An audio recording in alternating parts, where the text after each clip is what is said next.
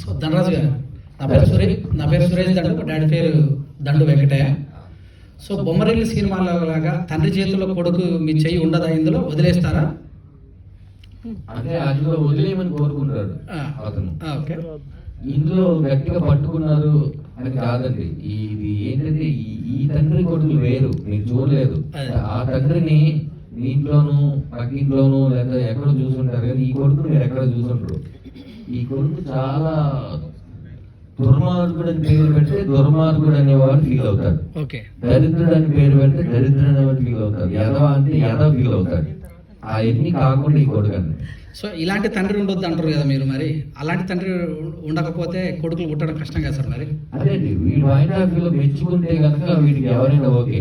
ఒక తండ్రినే కాదండి, సినిమాలో ఉన్న అన్ని క్యారెక్టర్ ఆశ్రయించుకుంటాడు. మంచిగా చదువుకోమనడం, మంచిగా జాబ్ చేయడం అనేది తప్ప అనే యాంగిలా కాదు. అదేనంటే ఇప్పుడు నేను ఏం చెప్తున్నాను, నాలాగా ఎవరు ఉండకూడదని చెప్పడానికి రాసుకున్న కథలో ముందు నన్ను తిట్టించుకోకుండా నేను ఎలా చెప్పగలను ఆ విషయం? అప్పుడు మీరు ఈ ప్రశ్న అడిగేవాళ్ళు కాదు. బాగా చదువుకోమంటే అలాగే నాన్న బాగా చదువుకుంటారంటే అసలు సినిమాని తీసేవాళ్ళు కాదు. 7/Gలో కూడా తండ్రి కొడుకుల పాత్ర ఉంది, కాకపోతే ప్రేమ కూడా ఉంది. మరి మీ సినిమాలో అలాంటి సన్నివేశాలు ఏమన్నా ప్రేమ చూపెట్టడం అంటే హీరోయిన్ పాత్ర ఏమన్నా? మీరు నిజంగా ప్రేమను తట్టుకోలేరండి ఈ సినిమా చూస్తే. తండ్రి కొడుకుల ప్రేమ అంటారా?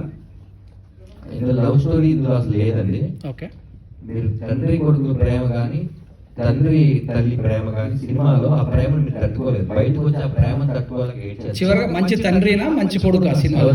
మంచి తండ్రినా మంచి కొడుకు ఆ సినిమాలో?